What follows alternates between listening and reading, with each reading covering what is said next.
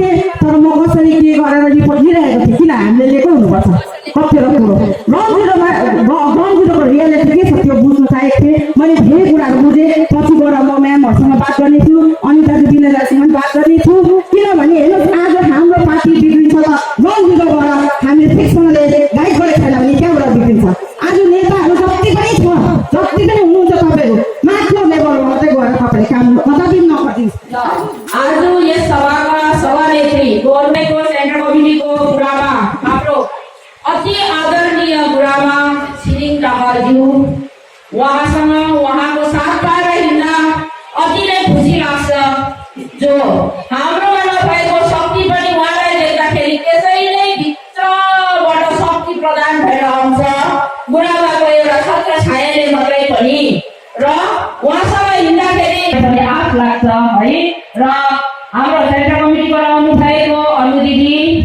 र मेरो डिस्ट्रिक्टबाट आउनु भएको तर भित्र बसेर गहिएको छ यो शब्द हामीले धेरै बुझेर आउनुपर्छ किनभने हामीलाई हाम्रो प्रेसिडेन्ट श्रीमान विनय तामाङज्यू र हाम्रो पार्टी चेयरम्यान श्रीमान अनित थापाज्यूले हामीलाई यो नयाँ सोच नयाँ विचार भन्ने उहाँहरूले त सायद सोचेर दिनुभएको होला र हाम्रोमा आउँदाखेरि यो म त एउटा अलिकति धेरै सोच्ने केटी भएकोले गर्दाखेरि मलाई धेरै नै गहिरो शब्द लागेको छ यो अघि हुनु त यसमा के छ आफ्नो आफ्नो एउटा सोचाइ हुन्छ र मलाई चाहिँ लाग्छ हामी विशेष गरी यो नयाँ सोच नयाँ विचार भन्ने कुरा चाहिँ हामी म एउटा एज अ प्रेसिडेन्टको हैसियतले म हामीमा धेरै एउटा हुनुपर्छ यो कुरा विदित भएको पूर्व वक्ताहरू तपाईँलाई बताइसक्नु भएको छ गोरुबथान कुमाई जलढका सब डिभिजन कमिटीभित्र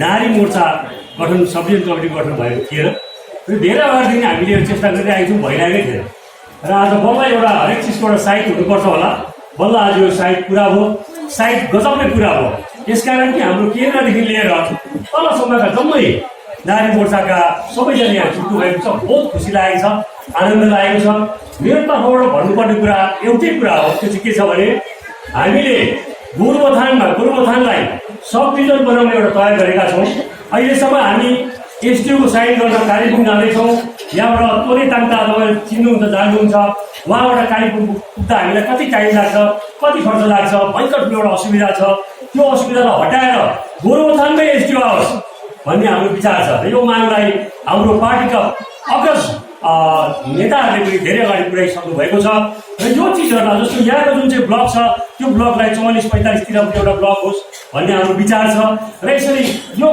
हुने कुराहरू जो चाहिँ सम्भव छ जो चाहिँ असम्भव छैन त्यो कुराहरूलाई अगाडि बढाउनको लागि हामी यहाँ सब डिभिजन कमिटी लागि परेका छौँ र हाम्रो सब डिभिजन कमिटीको देब्रेतिर चाहिँ विशेष गरेर युवा मोर्चा छँदैछ भने दाहिने कान हाम्रो खाली थियो त्यो चाहिँ नारी मोर्चाको सब डिभिजन कमिटी बनिएको थिएन र आज बहुत खुसी लागेको छ सब डिभिजन कमिटी नारी मोर्चाको बनिँदैछ अब युवा मोर्चा नारी मोर्चा हामी प्यारेन्ट्स पार्टी छौँ यहाँनिर हामी सबै मिलेर फ्रन्ट अर्गनाइजेसन सबैलाई साथमा लिएर हामीले चाँडोभन्दा चाँडो हाम्रो काम कुरोको लागि यहाँको पर्जापट्टाको लागि यो दौलै एरिया यो बजार एरियाको धेरै असुविधाहरू छ अनि यो सब डिभिजन बनाउने कुरा ब्लक बनाउने कुरा विभिन्न पञ्चायतहरूलाई मार्गदर्शन गर्ने कुरा यो कुराहरू हामी धेरै कुरा अगाडि लैजान सक्छौँ र गर्न सक्छौँ यो कुराहरूलाई लैजानको लागि चाहिँ तपाईँहरूको खाँचो थियो आज तपाईँहरू बनिनु हुँदैछ र यहाँ लगत्तै बनिसके पछाडि यसको 2-3 दिन पछाडि हामी एउटा मिटिङ गर्दैछौँ युवा मोर्चा सब डिभिजन कमिटी नारी मोर्चा सब डिभिजन कमिटी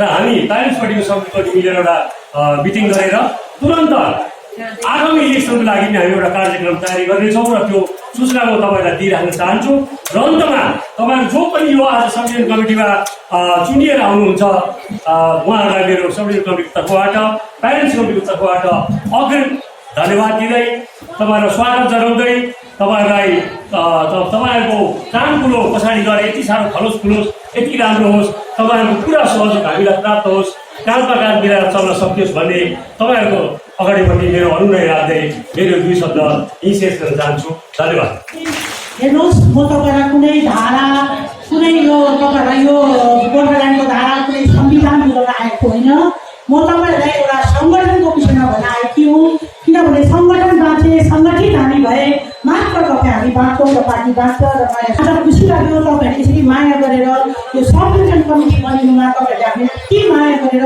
टाढा भए पनि माया गरेर बोल्नु भएकोमा तपाईँहरूलाई धेरै धेरै धन्यवाद। र म तपाईँहरूलाई नानी मोटालाई के भन्न लागिरहेको छु भने हामी सब छ भने सबै तिनटै विङ्सको सिस्टम हुनपर्छ। हाम्रा नारीहरू, म नारीलाई यो पनि भन्न चाहन्छु, हाम्रा नारीहरू कति कष्ट छन् भने यहाँ के कष्ट छ म कसैलाई दोषारोपण गर्न आएको होइन, तर खास कुरा भनेर जानुपर्छ। किनभने हाम्रो प्रेसिडेन्टलाई पनि काम भएको छ कुरामा हामीले काम गर्नु। र नारी भन्ने कुरा कस्तो हो भन्नुहोस् त। आज हाम्रो परिवारलाई, तपाईँको छोरालाई, तपाईँको छोरीलाई, तपाईँको लोग्नेलाई, तपाईँको सासूलाई, तपाईँको ससुरालाई, जेठानी, यो सबलाई समेटेर राख्ने। आज एउटा नारीको जन्म जब हुन्छ घरमा, उसले त्यति बेला नै 8-10वटा सानो बोकेर जन्मेको हुन्छ। त्यो घरको छोरी बढेर भोलि कसैको बुहारी हुनु पर्यो, कसैको स्वास्नी हुनु पर्यो, कसैको भाउजू, कसैको माइजू।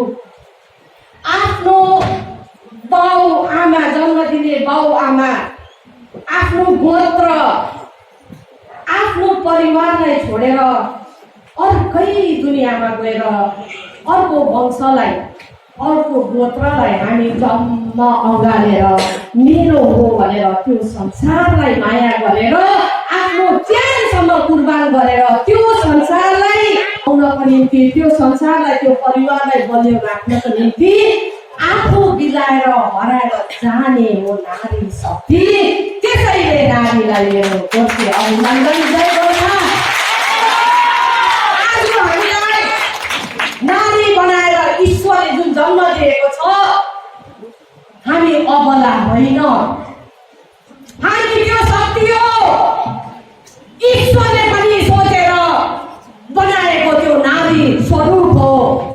ईश्वरलाई विश्वास छ यो मैले सृष्टि गरेको नारीले धरतीमा गएर धरतीको संसारलाई सम्हालेर राख्छ भन्ने विश्वासले आज ईश्वरले नारीको स्वरूप यहाँ जन्माएको छन्।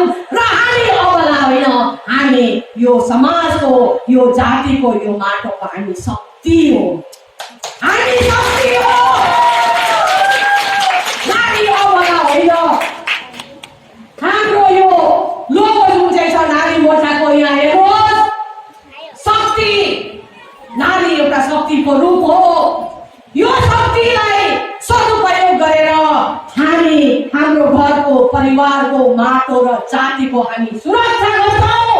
र हाम्रो गौरव, हाम्रो बाबुआमाको प्रेस्टिज, हाम्रो परिवारको प्रेस्टिज, सासू ससुराको प्रेस्टिज, जातिको गौरव हामी बचाएर सधैँ राख्नेछौँ। यो हाम्रो यो लोगो त्यसै बनाइएको होइन। यो हाम्रो झन्डामा नारी मोर्चाको लोगोले त्यो सन्देश दिइरहेको छ।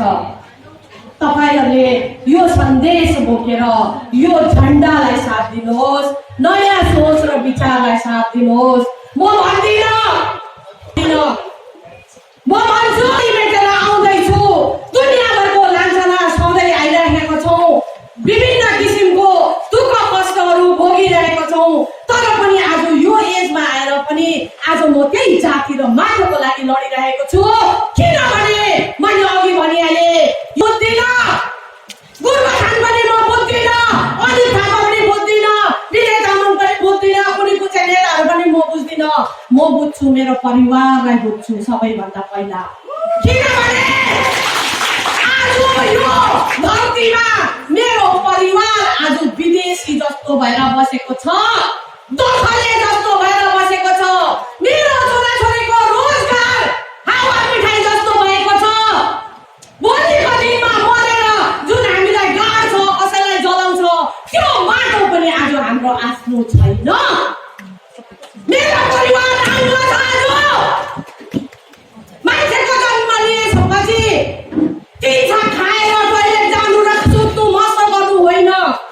हामीले पशुको जस्तो जीवन होइन, हामीले यो भूमिमा गोर्खा जातिको अस्तित्वलाई कायम गर्नु परेको छ। यो देशको देशवासी भएर बाँच्नु परेको छ।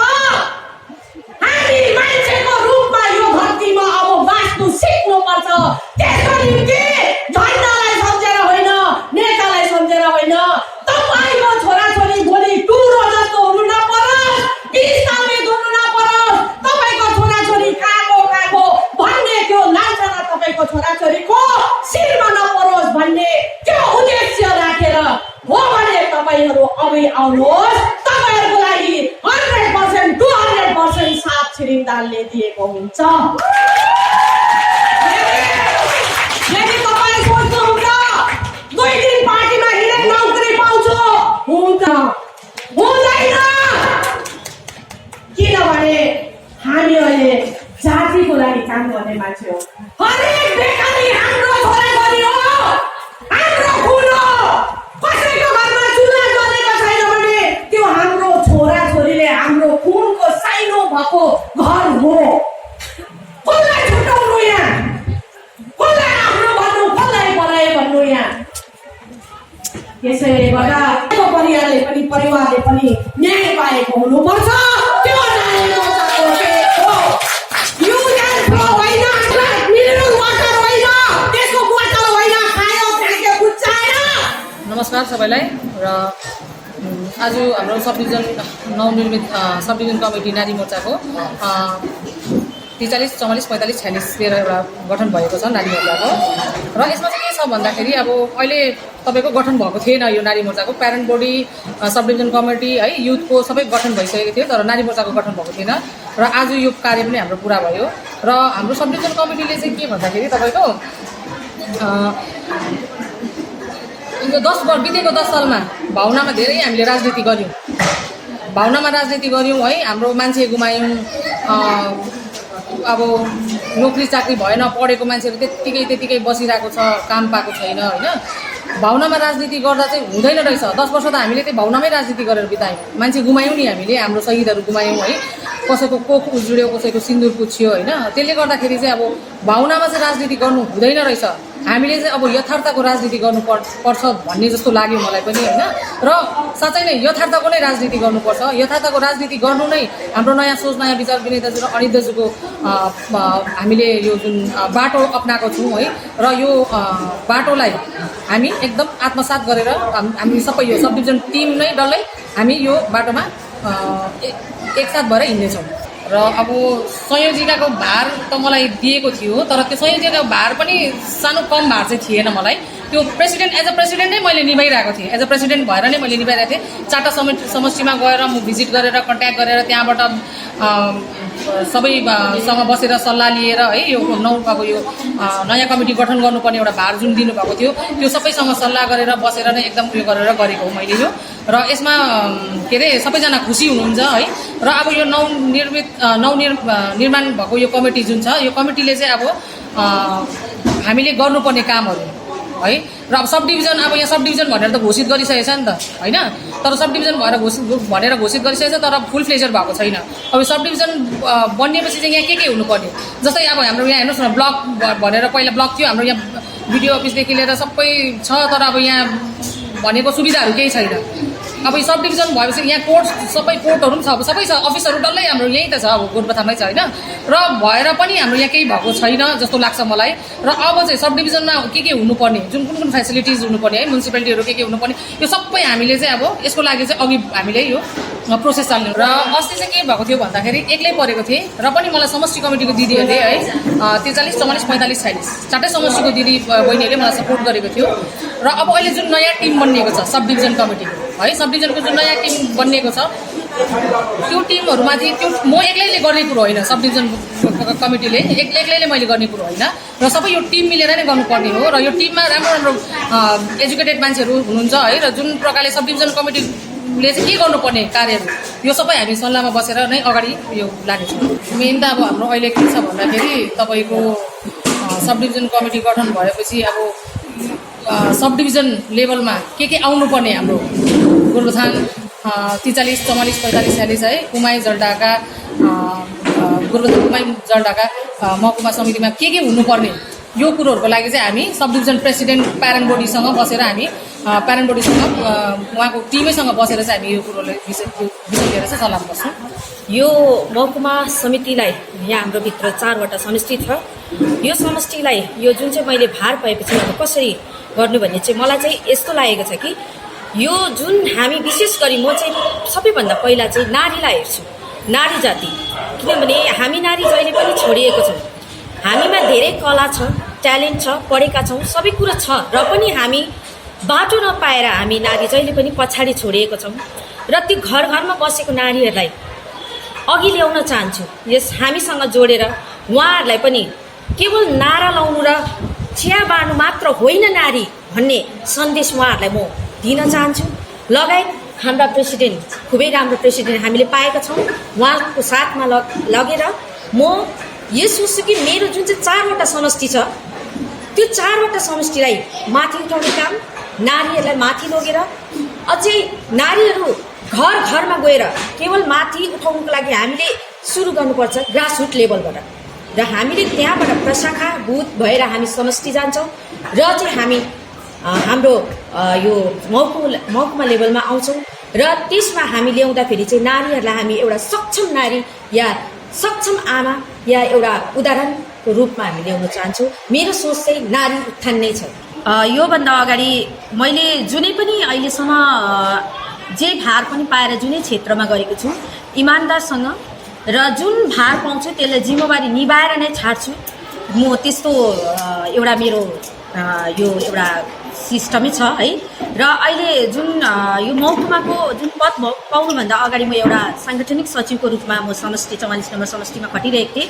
त्यहाँ पनि मेरो सोच यही थियो कि त्यहाँका सम्पूर्ण नारीहरूलाई अघि ल्याएर अनि पार्टीमा हामीलाई यो नयाँ सोच र नयाँ विचार के हो भन्ने विषयलाई बुझाउन अनि हामी सबै एक भएर अघि आएर हाम्रो बेरोजगार समस्याको समाधान गर्न र नारीले नै सर्वप्रथम पाइला चाल्नुपर्छ भन्ने सोच थियो। र अझ मलाई त्योभन्दा धेरै भार आएको छ। केवल पहिला म एउटा समष्टिलाई लिएर अघि बढेको थिएँ भने आज म मेरो भनेर चाहिँ 4वटा समष्टिलाई म अँगालेर नै अघि बढ्छु। र त्यो जुन जिम्मेवारी उहाँहरूले मेरो योग्यता अनुसार उहाँहरूले मलाई राख्नुभएको छ र म इमान्दारसँगले अनि आफ्नो समय दिएर म यो 4वटा समष्टिलाई पनि अघि बढाउने, आफू पनि पढ्ने, उहाँहरूलाई पनि अघि सँगसँगै ल्याउ। मैले के सोचेको छु भन्दाखेरि विशेष गरी हाम्रो समष्टिहरू 4वटा समष्टिमा पहिला चाहिँ सर्वप्रथम म 45 समष्टिलाई लिएर चाहिँ काम गर्छु भन्ने सोचेको छु। किनकि त्यहाँ समष्टिमा धेरै नै 16वटा बुथ छन्, तर कतिवटा नारीहरू घरमा बसेका छन्। उहाँहरूलाई गाइड नभएर कतिजना आउनु चाहँदा पनि आउनु भएको छैनन् र उहाँलाई लिएर अघि बढेर दिदीलाई साथमा लिएर हाम्रो प्रेसिडेन्टज्यूलाई लिएर गएर उहाँ 45 नम्बर समष्टिबाट सुरु गरेर अनि त्यसपछि 44 र 45लाई एक मुष्टमा राखेर एउटा सभा है कर्मी सभा गर्ने सोच राखेको छु। Press the bell icon on the YouTube app and never miss another update.